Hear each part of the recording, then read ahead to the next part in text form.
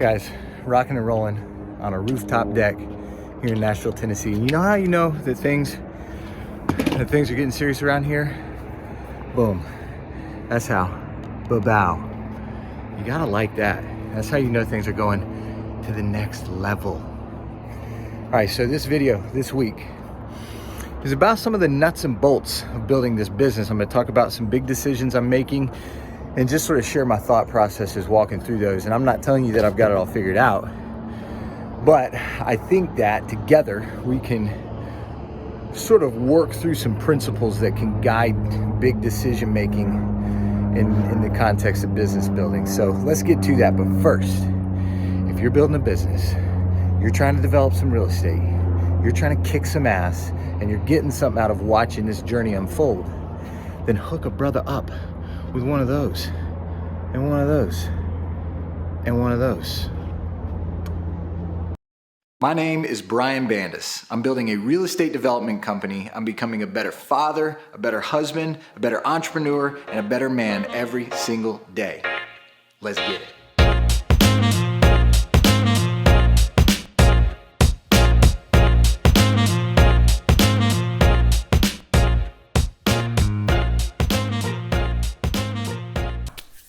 All right, so I'm back home. Welcome to my living room. Nice to have you here. So this is going to be business talk. We're going to talk nuts and bolts, and this isn't going to be specific to building a real estate development company. And I'll just share some of my thought process. I'd love to hear from you in the comments if you have some advice or principles, guiding principles that have helped you in the past when you've had to make these kind of decisions for your company as well. So for me, the question is, how do I grow in a really sustainable, scalable way? One of the big decisions I have to make has to do with my first hire, and we'll talk through that in a second. The general fund is going to come later. That is definitely still on the table for this year.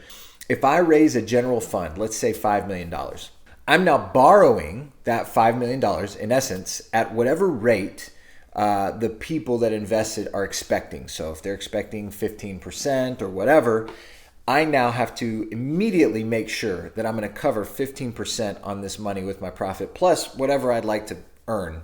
So in order to use that money well, I've got to have somewhere near $5 million of business to do. For me, I realized, okay, I can definitely raise that fund this year, but I need to put some things in place to be able to use that money well. What do I need to be able to use that money well? Well, I need a whole bunch of deals. And if I have enough deals, I've got to have the capacity, the systems, and the people to handle all that business. If I go from right now having, let's say 30-ish units going, and I need to double that and have 60 or 75 or 100 units going, that sounds awesome, but I don't have the people in place to handle that capacity right now. So that's going to require at least one, if not two hires. So I'm sort of working backward. I'd love to grow. Well, I could raise a fund. Well, to raise a fund, I need to have enough business to use that money. Oh, okay. So if I have enough business to use that money, I'm going to be screwed because I don't have enough people to handle that amount of business. So what people do I need? So I'm trying to work backwards. The other issue I landed on recently, and this ties into the other video that I'm working on making right now, and that has to do with how you build a pipeline and how you make the transition from whatever you're working on building sort of part-time in the margins on the weekends. How do you make that transition to doing it full-time? Okay, so the way that you make that transition is you stack up your pipeline full of deals that I would sort of call home run deals. They're easy, they're good money for minimal effort, and maybe I make less per deal on those. While I work on the big stuff, my income's taken care of. I've got this financial foundation. So I realized very recently that I've also got a bit of a sales or a lead gen bottleneck where I'm at the mercy of agents and wholesalers who have been calling me over the last few years and bringing me deals. Well, I like that. I want to keep doing that. But I also want more control over my deal flow. That's the other option. I've got to bring in some lead gen, some of my own sales. So I've got 3 potential hires that I need right now to begin to put the systems in place to eventually have what I need in place to raise this fund and not basically waste some of that money and sit on it and pay interest on it without using it. So the 3 hires are a salesperson, a superintendent or project manager, and then an executive assistant. And that's just because I just get so buried in invoices and permitting documentation, on and on and on, right? I've got those 3 hires, and I've been thinking through, okay, which one do I make first, and how much can I afford to spend on them? One of the big questions is, what's the cost of this hire versus the return of this hire? So with the salesperson, I know that if I pay them $5,000, they bring me a deal that makes me $40,000. Great, there's my cost versus return. That's pretty easy. With the superintendent, I've found it a little more difficult to quantify. An interesting thing happened. Someone I'm close to has been building with me unofficially as a superintendent for a while, and we finally talked a week or so ago and decided it was time to graduate past that, and that person's going to go do some other things. So that forced me to go, okay, well, I guess I have to make this superintendent hire right now, which is great because I've been a little bit afraid of it. I've been intimidated. This is my first W-2 salaried hire. It's going to cost me about $90,000 a year, and that's a big commitment. The pressure is on, and I have to sort of prove to myself that I can deliver on that, right? So I decided to make the sales hire. The principle behind that was I thought about it, and I kind of hemmed and hawed. I was going back and forth. I journaled about it, and for those of you who don't journal, do it. I'm writing about it, and finally, a couple weeks ago in the morning, I was journaling, and it dawned on me that I've always learned that being decisive is really powerful, and it's a crucial skill of those who want to build something big, of entrepreneurs, of leaders. They're decisive, and it doesn't mean their decisions are always right. It means they make the decision and they own it and they live with it. And what I'm willing to do is make a decision and give it my best shot. And if I discover, that was the wrong decision, then I can make a change. One principle that my former business partner Alex always shared with me, he says, man, you need to realize that if you pay this person $90,000, it's because you kept them for a year because they were the right person. If they're not the right person, you're not going to pay them $90,000 because they're not going to stay for a year. You're going to realize after a month or 2 that this is the wrong person, and you're going to let them go. The principle is it's going to cost $90,000 only if it's worth $90,000. That takes some of the pressure off. I'm not committing to 90. I'm committing to the first 30 or 60 or 90 days. And then I keep paying them if they're kicking ass. Okay, so the next question that I began to ask myself is, if or when I hire these people, what does each role require from me and from the company? So for a salesperson, I've got to have a lead source or lead sources in place. I've got to have standards, requirements, expectations. I got to be able to say, hey, here's the activities, the front end activities I expect. I've got to have my lead and lag measures in place. I've got to provide dialer systems, CRM systems. I've got to provide all of that. So the sales role is going to have some base pay, and then from there it'll be commission based. And my total cost on the sales role, by the time I pay for the different systems, the different leads, et cetera, is about $3,000 per month. So I got a $36,000 expense there. I've got a $90,000 expense with my project manager. Okay, so I've added 126. We'll just call it an even 125. And then if I bring on an EA, they would be part-time to start out with, and probably it would be a $20,000 to $25,000 role to begin. We'll see. So for now, what I've decided to do, I'm holding off on the EA. That's coming this year for sure. My first hire is a super. In fact, I actually offered the guy the job yesterday, and we spoke, and he accepted the job. So I've got my superintendent starting within the next 2 to 3 weeks. Man, that's going to be interesting. This is going to be the first time that I'm writing a pretty significant salary check every single month. I've had part-time administrative assistants and stuff like that, but this is a next level, and it's a good piece of growth. It's something that I've known for months that was coming, that frankly I was avoiding a little bit because I was nervous about it. So the second hire is the sales role, and I mentioned being decisive. So I decided that morning when I was journaling, done. I said, I'm not going to hem and haw anymore. I'm going to do it. I'm going to hire this person. And the worst case scenario is we try it for 60 to 90 days and it's the wrong person, or we're doing it wrong and we need to adjust or whatever. It's not perfect. It costs me some money, and that's okay. If it's a year's investment of $36,000 into this role and we generate no leads, yeah, that's a bummer. But I will get to the end of the year and I will know a lot more about what we need to do this role well. And it will move me closer to my goal, either by giving me massively important information in what works and what doesn't, or by giving me a bunch of these leads and these opportunities to buy properties that I want. My guess is we will experience a little bit of both, and that's okay. All right, so those are the 2 hires I'm making, and those are some of my thought process behind it. My company now has a monthly sort of fixed cost of $25,000. So that is my new normal, is I've got to make enough to cover this. That's not growth money. That is survival. That it does include a salary to myself. It's not a very generous salary right now, but it includes a salary to myself. It includes my 2 hires and some of the systems and the people. I've got bookkeeping, et cetera, et cetera. So that is big decision number 1. How do I approach my hiring and in what order? And here's what's going to happen. I've got a superintendent now who allows me to handle more volume of deals. I've got a salesperson who will bring that volume of deals.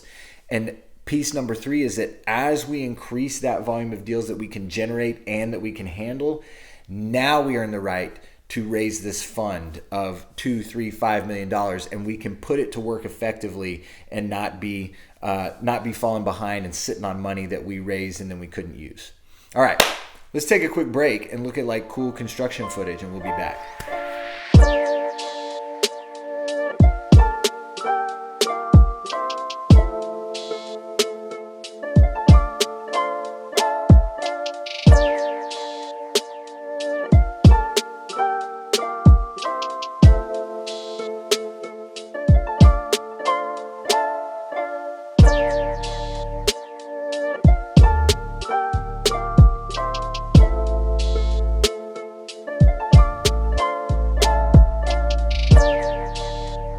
Wow. Wasn't that just so great? Hey, one of my favorite things about working for myself is that if I want to have a little beer in the afternoon, who do I ask? I ask myself. And I'm like, self, do you want a beer? I'm like, yeah, I do. Isn't this fun? Let's talk. Let's build some businesses. It's so glamorous to like consider spreadsheets and numbers. Wow. All right. So question number 2 is, what do I do with cash reserves? And there's 2 pieces to that. How much cash reserves do I need? And if I have enough, or if I have more beyond that, then what do I do with that? So the issue is that if I've got, let's say, $250,000 in cash reserves, do I really need that right now in cash, liquid, sitting there while inflation destroys the value of that cash? How much? The answer is no, I don't want to do that. So how much of that can I afford to put to work while I keep some reserves that are wise for the future of my company? And so as we just discussed, I've got $25,000 a month in expenses for my company. So I got to keep a certain amount on hand, right, to be wise and keep a buffer. So I was talking to my CFO the other day, and she said, hey, why don't we just start with a good rule of thumb? Because your company's newer, you're still getting a feel for the rhythm of it, you're still finding out how trustworthy are your numbers on your pro forma. Why don't we plan on 6 months of reserves? So in my case, that would be $150,000 set aside. Now, if you remember or ever watched the video I did a month or 2 ago, specifically about how I'm starting to track cash flow and cash flow projections, and there will be a link to it there, or maybe it's there. In that video, I share this little spreadsheet I'm using. And what I did was, here's my account balance. Every single month, I'm taking 25 out. And then I go, okay, this month, I think I'm going to sell this project and then we'll make 50. And then that month, we're going to sell this project and we'll make 75. But then that month, we're going to pay taxes. So we're going to lose 50. And it tells me about a year out what I can expect. And so if I use her piece of advice and say, let's not dip below 150. Then what I can do is I can look at the next year and look for my low point and go, okay, my low point is right after I pay taxes. And let's just pretend that number shows me at 300,000. Then I would know, okay, so I can go out and I can deploy 150 of that, and I can go put that to work somewhere. And then we're going to get into in a minute, what do I do with that and how do I put it to work? But that tells me that the lowest I will get to, if my numbers are reasonably trustworthy, is somewhere around 150,000. And that's as close as I'm going to cut it in terms of the risk of running out of cash. So if I keep too much cash on hand. I'm just sitting on this money. It's losing value. It's not working. There's opportunity cost and there's devaluation because inflation is like through the freaking roof right now. Buy hard assets. The end. Not financial advice. That's what I'm doing. So if I have too much, there's opportunity cost in that, hey, what could you turn $150,000 into if it's not just sitting there? If I have too little, the concern would be that I sit here thinking I have X, Y, and Z. I don't realize that this is my low point because I pay taxes and a couple other things all in 1 month. And all of a sudden that number drops down and I look up and my account balance is $4,000 and I'm supposed to have payroll in a couple days. That's a problem. My little cash flow projection thing tells me where my low point is. I'm going to deploy capital right now that leaves a 6-month cushion. Eventually, probably a year from now, when I have more track record and more confidence in my projections and they become better informed and more trustworthy, then maybe I can pull back to a 4 or a 3-month cushion. I don't know. Some people want a year and would never dip below that. It varies. So right now I'm going to use a 6-month cushion. That's my low point. And so I've got a surplus. When I look at my low point, I've got a surplus above 150 that I need to decide what to do with it. So there, my two options that I'm considering are two types of investments. One is a single quick hit, which is what a lot of my development stuff is, and one is permanent cash flow. So those two options are put my own capital into my own development deals. I get a certain split of the equity as the owner of the company and as the architect of the deals. Haha, pun intended, check out Deal Architect. But the other percentage of equity goes to the investors. Well, I can just choose to be one of the investors. So I can get, let's just say it's 50-50. I can get 50% as the owner of the deal. And I can buy part of the other half of the equity by putting my own cash in. So essentially the way I set my stuff up is my equity partners can buy half of the deal for X amount of capital. Let's just say I need to raise $100,000 to build this house. You can buy 50% of the equity and therefore 50% of the profit for $100,000. Well, I could just decide, well, in this case, I'm going to put 50 of that 100 in myself. And now I can get this one quick hit, and my ROIs on these deals are anywhere from 30 to 60%. They're healthy. And so that would be a great, it's a one-time hit. Now the pro is that ROI is so high. The con is that once the deal's done, boom, I get that cash back. Number one, it's taxed. Number two, if I don't do another deal, then I'm done, right? I'm back to square one. So there's value in both because that ROI is really high and it's hard for me to get that ROI anywhere else. My second option is buying cash flowing real estate. And that is tremendously powerful for many other reasons. And there are thousands of videos out there that I encourage you to go check out. In fact, I'm going to find one and I'm going to link it up here for you. It's not going to be one of mine that explains the different ways that long-term hold real estate makes you money. Spoiler alert, it's cash flow, it's tax advantages and depreciation, it's debt pay down, it's appreciation of the asset. I think off the top of my head, that's the main four. So option one, put my money into my own deals, get a big fat return one time. Option two, put my money into cash flowing properties and get a lower return permanently and with potentially largely untaxed income, which we won't go into the details of that.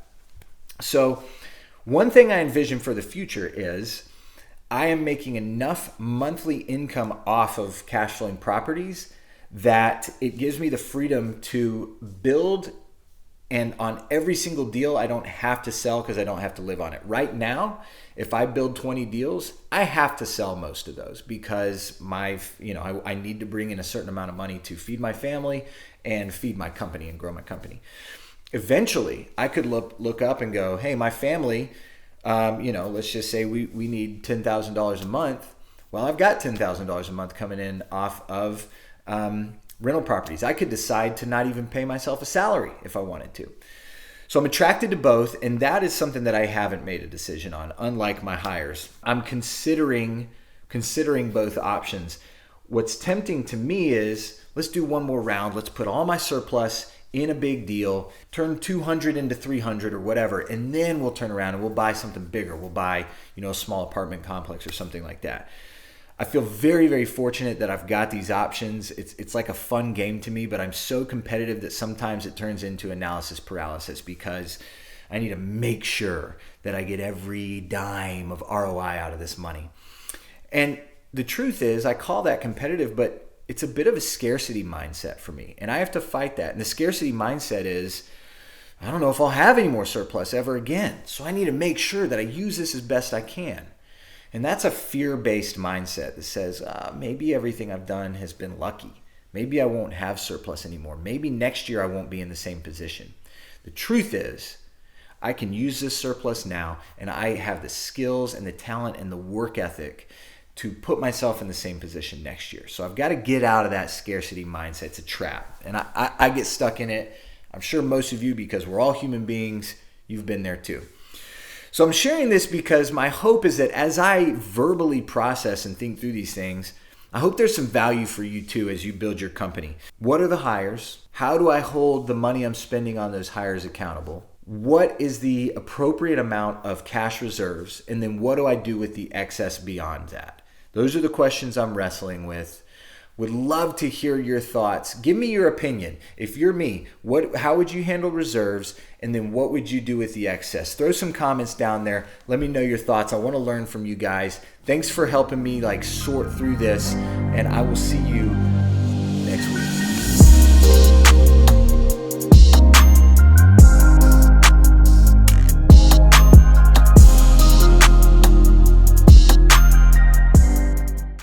This is the Blackstone Brewery Nut Brown Ale. It has a nutty brown ale-ish flavor on the front end, and on the back end it tastes like a good beer.